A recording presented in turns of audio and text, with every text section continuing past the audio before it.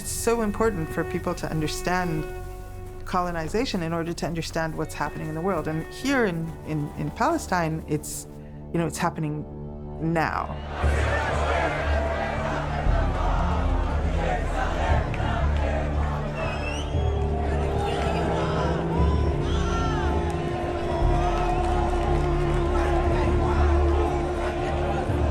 The issue is a present-day ongoing settler colonial project that by definition is meant to take the land and create a political system that excludes the indigenous people.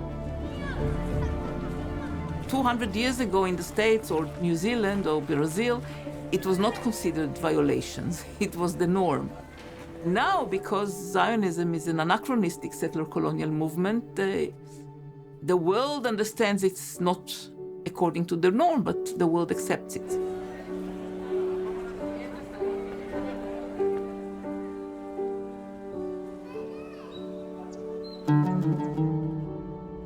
In this Holy Land, there's always been a lot of violence and oppression and injustice going back to ancient times.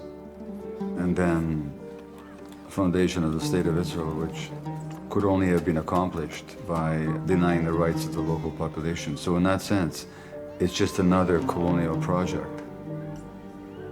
In 1917, when David Balfour, the British foreign minister, who the hell was he to promise a foreign land to anybody else? But when he issued that declaration that the British government views with favor the establishment of a Jewish entity in Palestine, there were something like 100,000 Jews here, or 75,000, and 500,000 Arabs. How are those 500,000 are supposed to feel about the 75,000 declaring, as they did, I'm quoting Zionist history, that our aim, in as short a time as possible, to make Palestine as Jewish, as England is English, and America as an American. And then the Jews came here through the doors opened by Zionism, which was initially both a settler colonial movement in its core, but not very successful ones until Nazi Germany came to power. Zionism was partly a response to anti-Semitism. So a Zionist narrative means a narrative that believes in that there should be a Jewish state in Palestine. So that is like goes without question. Everything I heard was, I was so Zionist, we were Zionist, that we didn't know we were Zionist. The Jewish people were always the victims. We'd never hurt anyone, and we were somehow morally superior to everyone.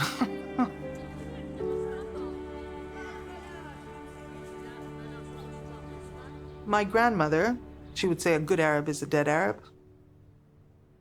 And she would say an Arab will hug you with one arm and stab you in the back with another.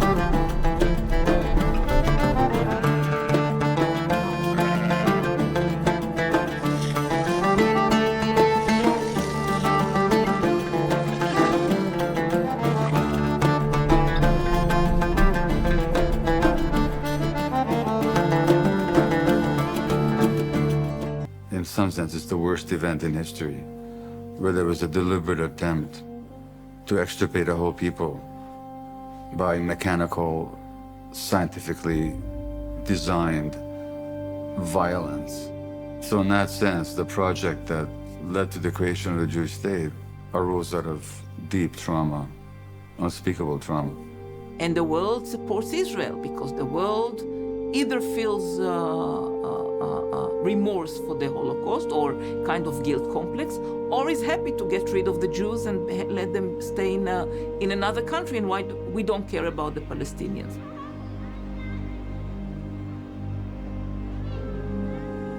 But as a whole, the settler colonial system was created here before the Holocaust. Many of the methods were taken from British colonialism, from French colonialism, from settler colonialism in the States. This is like any other colonial project. It's only that it's the latest one, and it's the longest standing ethnic cleansing in the history of the 20th and 21st centuries. So it's fed by a stream of trauma. But after all these decades, we can't talk about trauma anymore. It's simply colonialism, pure and simple, and it's an apartheid state.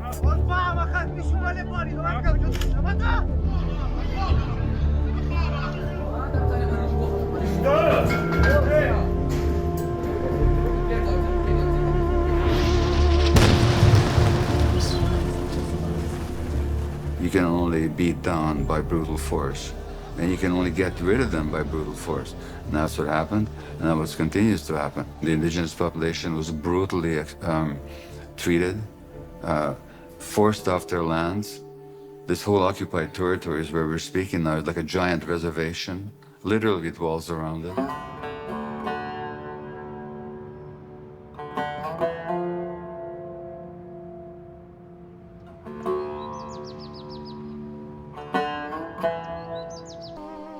So there was mass expulsion of the indigenous people in 1948, and then mass expulsions in 52, in 67. The Jews coming here was an invasion, was not meant in order to include Palestinians in one good society, but to exclude them. Around the time that I hit, like 15, 16, the first Intifada began. And I started hearing about things and noticing things and realizing that there was something very wrong. You know, I didn't have much information, but it was clear to me that Palestinians were fighting for their freedom and we were killing them. Following the first Intifada between 87 to 92, 93, both PLO and Israel agreed to start negotiations. And the negotiations brought us to a reality planned by the Israelis. Most of the world thought that the Oslo Accords were a normal or a natural corridor to a peace agreement with Palestinians, while a Palestinian state will be the end of this process.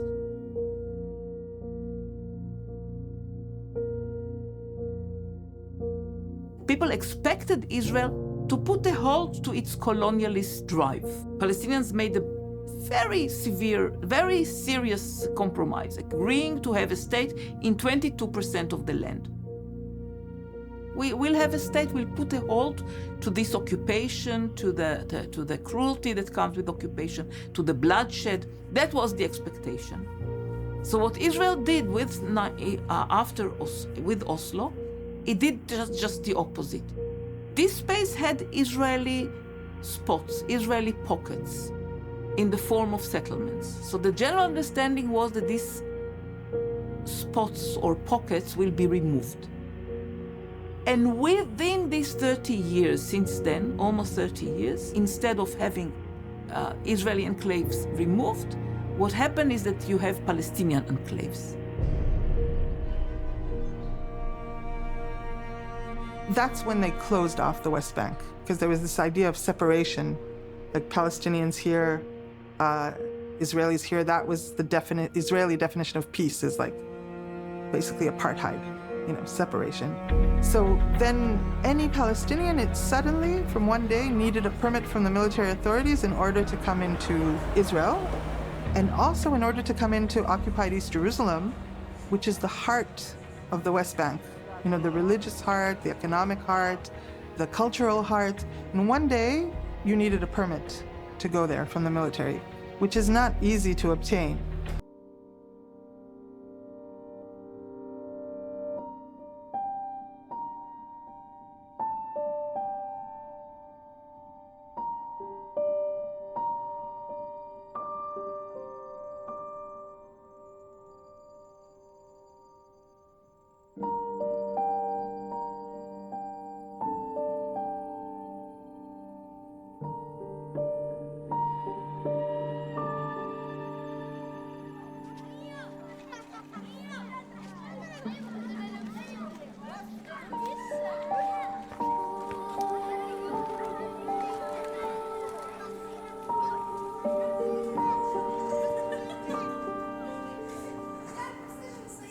imagine my presence here will do very much. I hope to help train some people in trauma work to help support their people. It makes a difference to people when others hear them and see them. It does not change their situation, but at least one can be what the Jewish psychotherapist Alice Miller called an empathetic witness, who can validate and say to people, you're not alone. We can't do much to change your situation, but we see it, we get it, and our hearts are with you. So I hope that'll make some difference, some small difference, I should say. I begin by thanking Ashira for inviting me here. This is my third time here, and I was here first here during the first Intifada, and I cried every day for 2 weeks.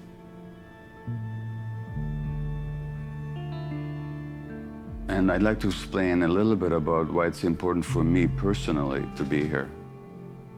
I was born in 1944 in January. So my grandparents were sent to Auschwitz concentration camp, and they died there. And my mother and I came this close to the same thing happening to us. فاللي بدي أسأله إنه ليش بصير عندنا جمود في المشاعر أو عدم نمطية الإحساس إنه ما بتتجدد عندنا خلص كل شيء بوقف. When we're under threat, there's three natural responses. The first one is to ask for help. If there's no help available, then there are two other responses. One is to fight, or the other is to run away and to hide. But what if there's no help?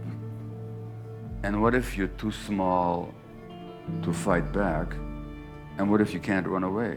Then your body, not you, nobody does this deliberately, but your body goes into what's called freeze. When you freeze, you go numb. And that's a way of the body protecting you from the pain. The reason you didn't run away is because you couldn't. The reason you didn't fight back is you couldn't. And your organism had the wisdom to freeze you as the only way to protect you. And if it can't protect you from the situation, at least it can protect you from the pain.